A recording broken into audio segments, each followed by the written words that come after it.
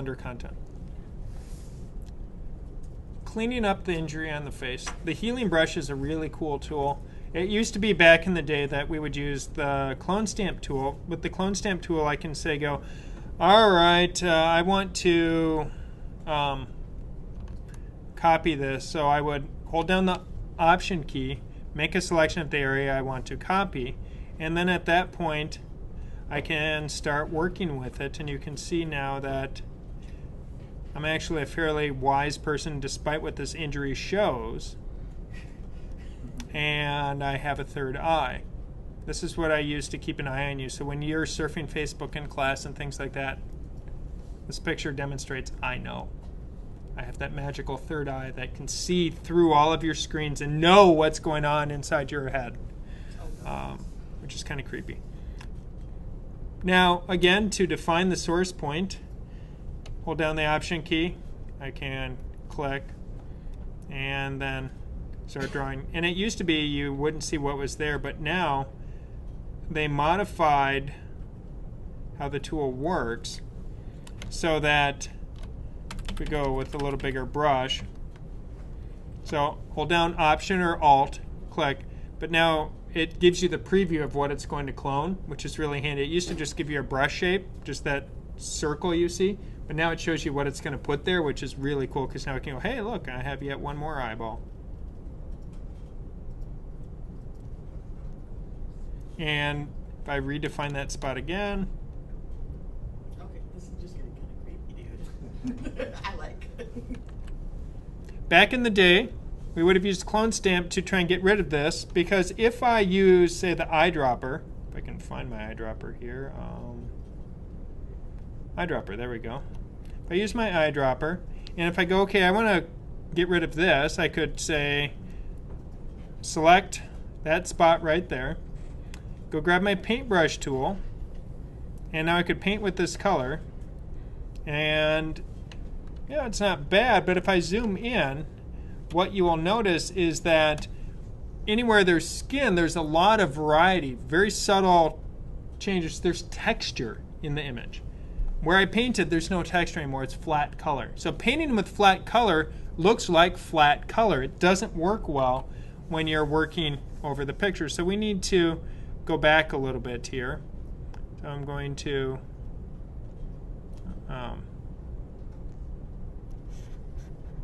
let's go back.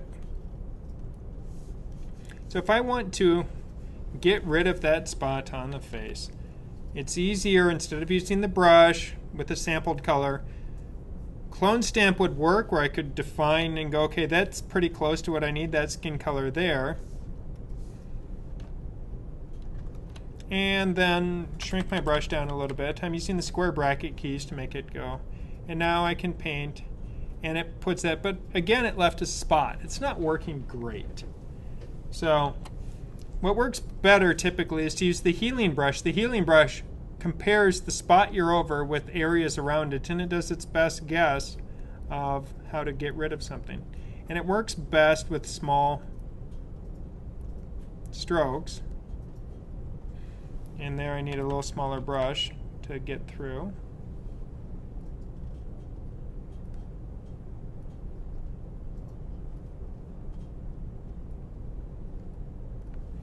And you can very quickly start getting rid of any marks. Now, I probably should do a little color change here because it looks a little bit bruised, but the stupidity of my action is now mostly covered.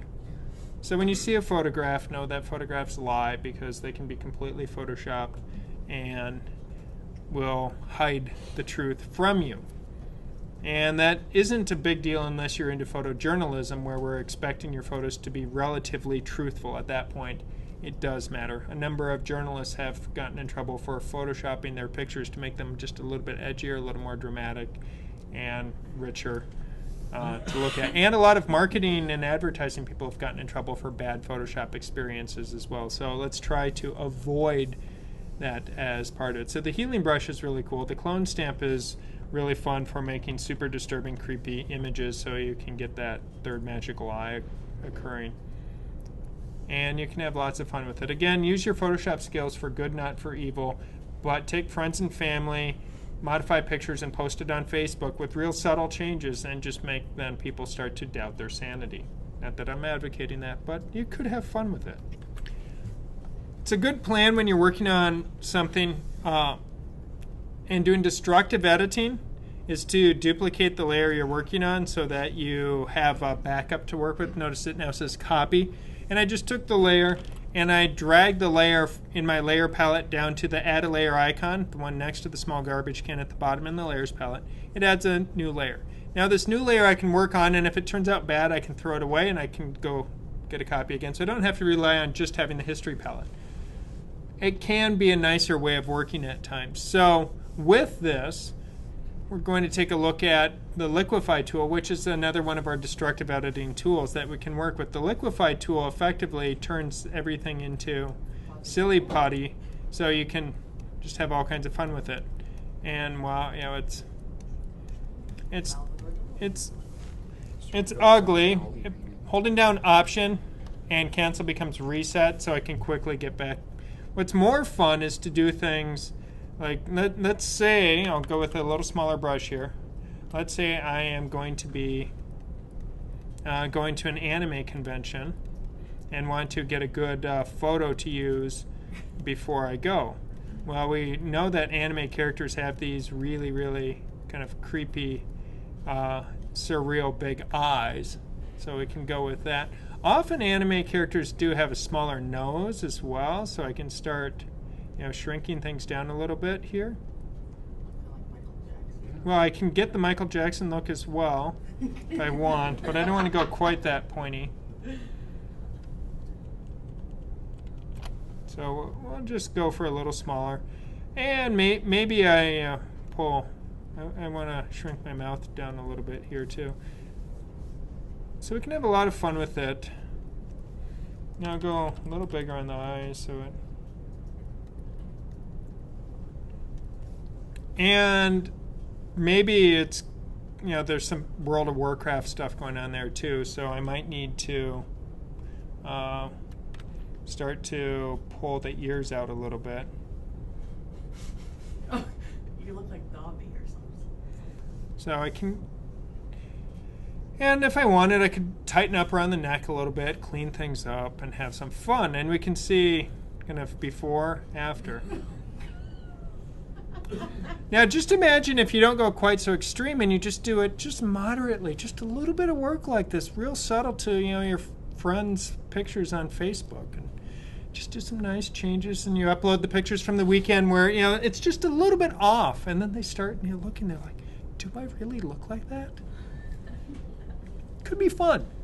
And if you have siblings and things like that, I would highly encourage, you know, this would be great to do to a brother or sister, you know, to have a little bit of fun with it. So you can have, you know, no end of enjoyment with what you're doing. So if I have this going on here.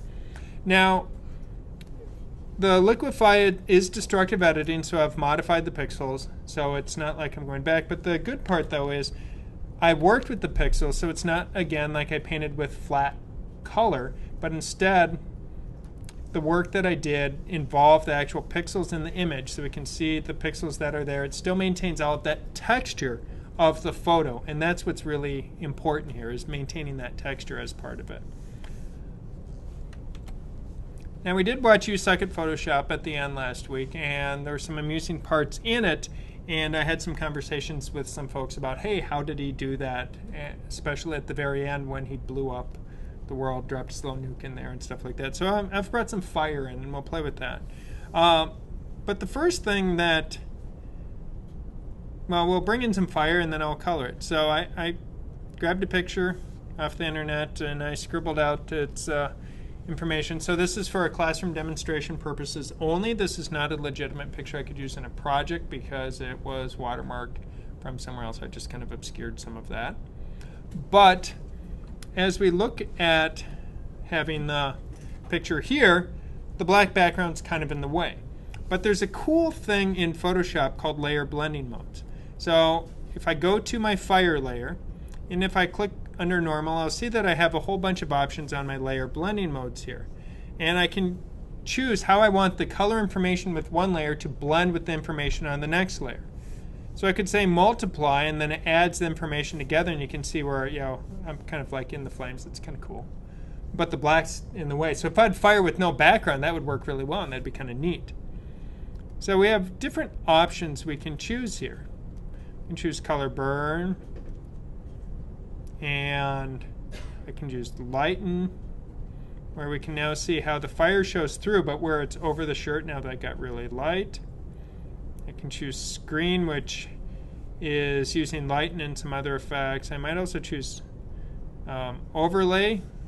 If I didn't have a black background but a white background, it would overlay and you would get the colors blending in really nicely. So we have a number of options. Difference is always one of my favorites to play with here, because you get all kinds of really cool. Ooh, that's disturbing looking now. I like that. You know, use it where it now starts subtracting itself out, pulling some of the color out. So we're getting some really interesting things going on here under the saturation. But if you look at the lighten, because he dropped the picture of the exploding nuke in the background where it was the exploding nuke on a black background. Oh, much like where I have my fire on a black background. And if you then choose our lighten mode, the black drops out, it leaves the fire behind. So now I have the burning flames going on, but it doesn't have that nice intense red that he added in. And that's where we can introduce what's called an adjustment layer. Now adjustment layers they used to be under image, adjust, and then you choose these different options here. That creates a permanent pixel change to your artwork. And at some version of Photoshop they said, you know, that's great, but wouldn't it be nice if we could have that as a flexible change? So the flexible change is using it as an adjustment layer, which I can gain access to down here by the circle that's half black, half white. I click on that, and now we have pretty much all those same options. And we can do things so that if I have, you know, levels is a real common one that people used to use a lot for adjusting.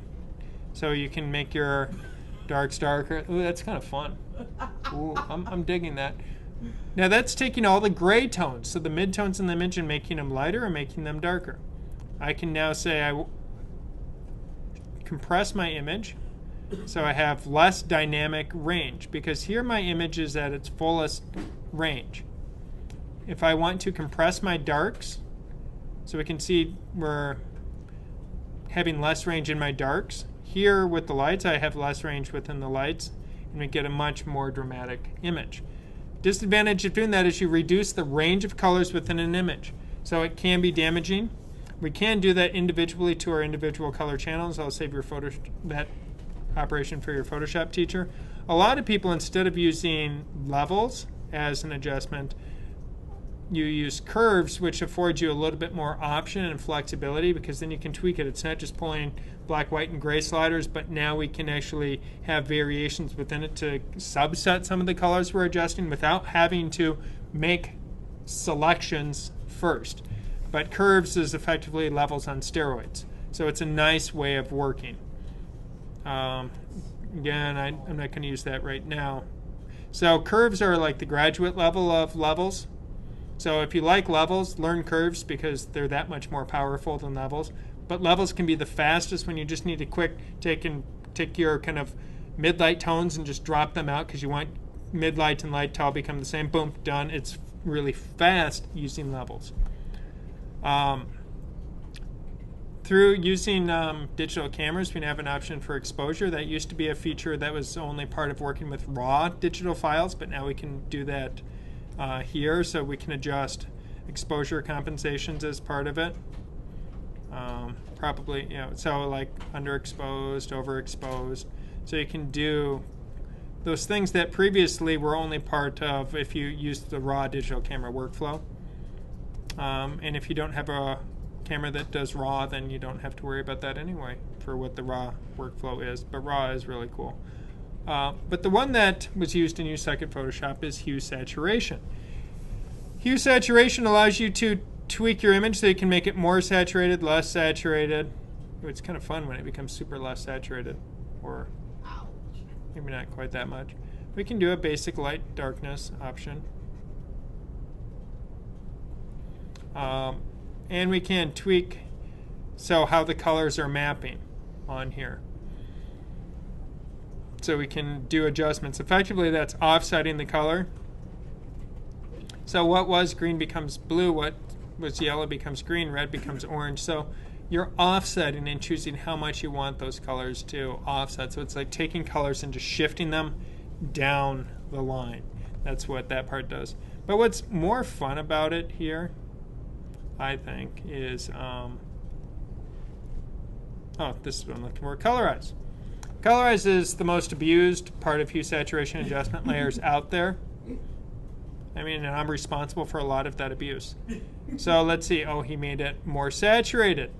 Made his image a little bit darker here. And tweaked the hue just a little bit. So very easily, I've now created that same sort of look and feel. And I can't even put the fire on top, so it's not affected by that. The fire still blends, but it's not being affected.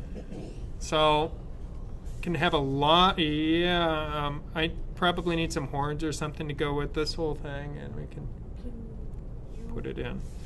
I'll link those. Let me bring that back. So a question came up: can I link my adjustments to part of a layer or to a specific layer so it's not affecting everything? And the answer is yes, with some qualifications. If I look here on the left-hand side, I see the icon representing the adjustment. The right-hand side, I see what is called a mask. Where it's white, it affects what is below it, and where it's black, it would not. So if I grab my brush, grab black, did a nice, and use a hard brush so it's easy to see the difference between them. So at this point,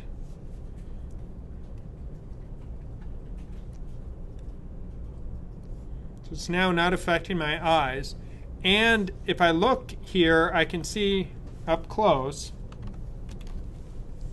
I can see where I now have these two dots appearing, which reflected the two dots that were appearing on my eyes here.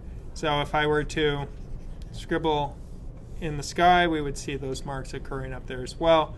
So you can now paint the areas you want to be affected or not so affected.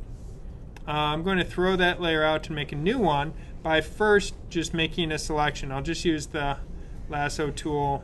So if I just chose my head and now said on my head I wanted to do a hue saturation adjustment, we can now see it populated the mask with that selection.